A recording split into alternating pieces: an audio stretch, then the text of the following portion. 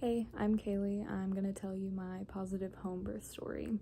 This was about a year ago, so I had to kind of go back and look through my midwife's notes and my own journal writing about it. So I have my notes here, and I'm just gonna kind of go over it short and sweet. A lot of the little details I'm probably not going to remember correctly or at all, so just kind of remembering what I can about it. So I gave birth at 41 weeks and 4 days. My plan was a home birth, so we wanted spontaneous labor, and that's just what happened. I could make a whole other video on what it's like going past your due date, because I feel like there's not that many videos about it.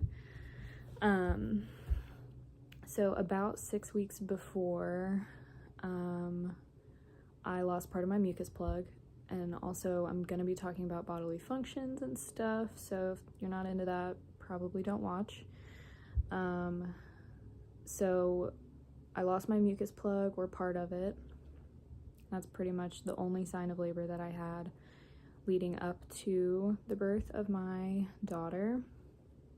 And then the day before I went into labor, so at 41 weeks and 3 days, I had my membrane stripped, and I also had acupuncture after my midwife appointment, when I had an NST, or a non-stress test.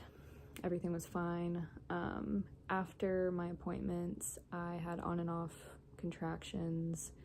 They were not really anything special, just sort of painful, like I could still function. Had those contractions on and off for the rest of the day. They probably fizzled out like around dinner time. I didn't really notice anything. I just went about my day as usual, which is recommended when you're in early labor. And then I went to bed as usual. I woke up at around 2:45 in the morning and went to the bathroom, because as you know, when you're heavily pregnant, you have to go to the bathroom every 2 seconds. Went to the bathroom, and I lost my mucus plug, and I had a bloody show, which I think can be considered the same thing, but there's that. Tried going back to bed, didn't work out. 3 a.m. my contractions started, and I feel like it's hard to know because it was my first time, so I feel like the contractions were pretty intense, and they were pretty close together from the beginning. Like, they were never further than 5 minutes apart, like my entire labor.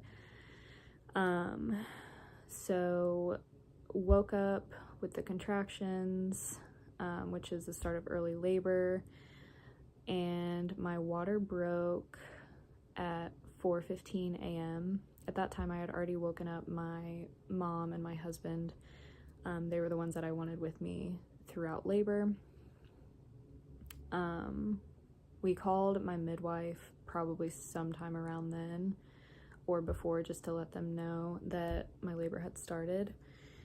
And just from my point of view, I asked not to know what my progress was, because I didn't want to be discouraged by the numbers. I just kind of wanted to be left to my own, I guess. I just didn't want to be discouraged and then have that slow my labor. So I didn't want to know how dilated I was, or like what stage I was in, or anything like that. So the first time one of my midwives came to check on me, it was at 6 a.m.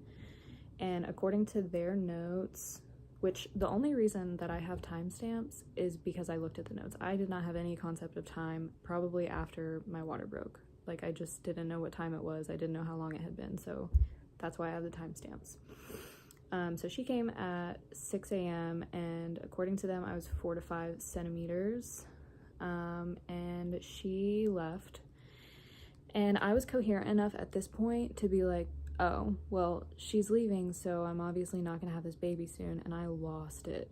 I just got really, really scared and disappointed, because I was like, I'm definitely gonna have like a quick labor, it's all gonna go really smoothly, like they're gonna come and they're gonna stay, and I'm gonna have my baby pretty soon, no concept of time. And looking back, having any sort of like logical debate with myself about how much pain I was in and what stage of labor that meant I was in was a sign that I was not ready, because when you're further along in your labor, there's no thinking. It's just, you're in labor. It's totally instinctual. There is no like logical thinking in your head, like where am I at, how far along am I, anything like that. So I just got really fearful, and that's a common thing. I think I've heard it on lots of birth videos or from doulas, that there's a certain point in labor for some women where fear kind of creeps in and you're like, I'm not gonna do this, this is too much. Like basically I was like, take me to the hospital and give me an epidural because this is awful. And beforehand I had told my family and my husband not to listen to me, because what I wanted was a home birth and I didn't want to go to the hospital for any other reason besides an emergency. And so they ignored me like I asked them to. And at that point I kind of gave in. I was like, okay, this is what I signed up for, this is what I'm gonna be doing. And I just kind of gave in to the pain.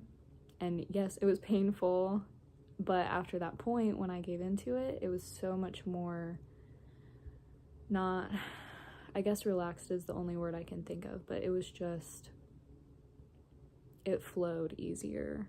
There was a lot less tension in my own body in terms of fear inducing the tension. So I'm glad that that kind of happened early on for me, because everything else went really smoothly.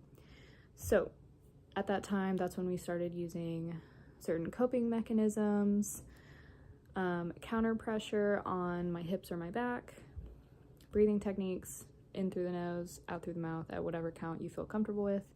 I listened to like spa music really quietly, no words or anything like that, just kind of nature sounds. And I was laying down mostly at this point. I was not really moving around very much, besides to like flip over or to get on my feet with my hands like on the bed. And that was pretty much it. I don't really remember doing any of the like affirmations or all that other stuff that you feel like you might need. I just kind of gave in at that point. I used a heating pad. I used a cold rag on my forehead, stuff like that. And then that pretty much went on for a while. And the second time that my midwives came to check on me, it was 11:30. According to their notes, I was 6 centimeters, and this is the beginning of active labor.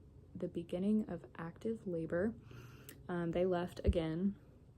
I didn't really notice this all happening because I was so kind of in the zone. I was encouraged to eat, drink, and switch positions, which I did. I got in the bath for a little bit. I'm not much of a water person, so I opted out of a water birth.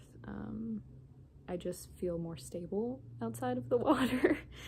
The bath was okay. It was just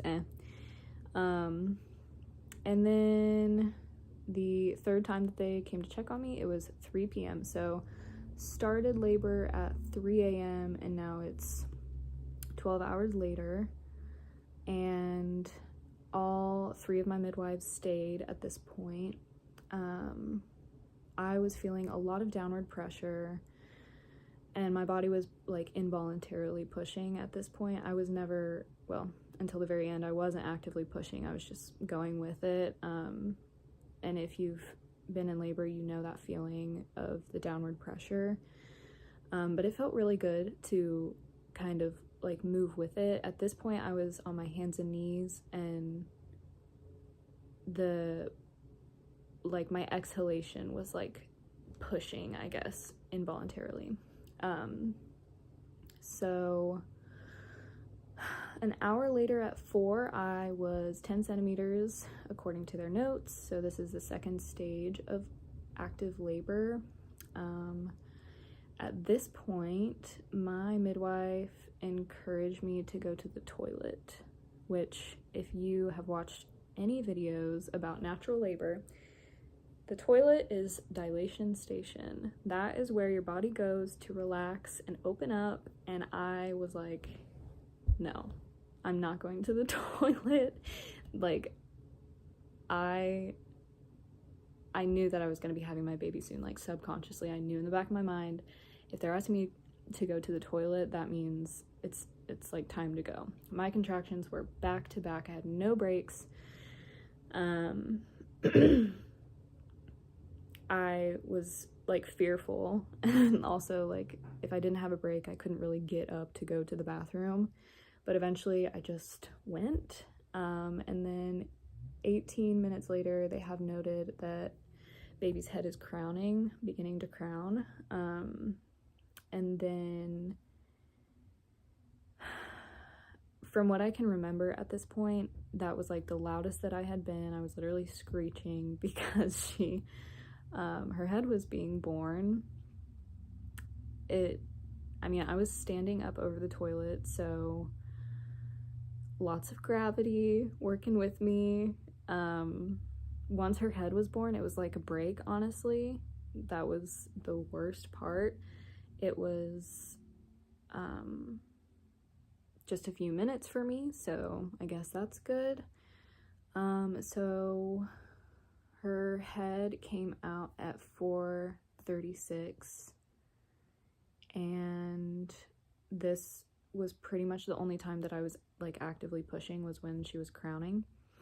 And then she was born at 4:37. So that minute in between, which is so wild, because I remember at that time I had like this moment of clarity. I was like, oh, I'm about to meet my baby. This is so crazy. Like, her head is out, and usually there's a little bit of a break once the head is born, until the rest of the baby comes out. And it felt like several minutes. It was just a minute, but it felt like several minutes whenever, like, before her whole body was born. And I was just like looking around, taking everything in, like, is this real? Which is crazy. But her head was born, and then her body came out, and the midwife and I both caught her. Like, I was standing and over the toilet, so we both caught her underneath me, and I pulled her up to my chest, and the cord is still attached at this point. Placenta's not come out yet. And so, just take a couple minutes to, like, baby's crying, we're doing skin to skin and gathering ourselves before heading back to the bedroom. And me and baby go back to the bed, and let's see, I guess I'll start. I think what happened, because I don't really remember, I think what happened is I get up with baby to go to the bed, and I'm dizzy. So I'm having a slight hemorrhage, but they are trained and have the medication to take care of that at home. It's pretty common. And I also had a 2nd-degree tear, which they also took care of. So they numb the perineum and suture it at home.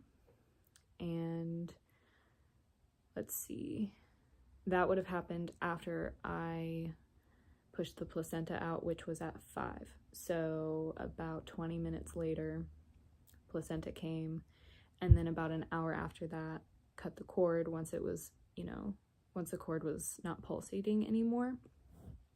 So then they just sutured the tear. I had my injection for the hemorrhage, and that was that. We pretty much just like laid in the bed and cuddled, and it was so wonderful and relaxed. And it just, like, I really hope and pray that I will be able to birth all of my babies at home. And I would encourage anyone who's thinking about doing it to at least look into it or meet with midwives in your area if you have that accessible to you. I truly think it's one of the best ways, if that's your choice, to give birth to your baby. I will probably make separate videos about like my immediate postpartum experience, maybe my immediate breastfeeding journey, stuff like that. But to encourage anyone who might be thinking about this, I did not switch to midwife care from my OBGYN until after 20 weeks. And I knew in my head I wanted to have a home birth, but I was kind of going along with what my family and my husband said because I didn't want to like make the wrong decision, I guess. But in my opinion, birth is for women, and women have been doing it this way for a long time, and we're totally capable of doing it given that we have a healthy pregnancy and a healthy baby, and you know, all those disclaimers that I might need to add. But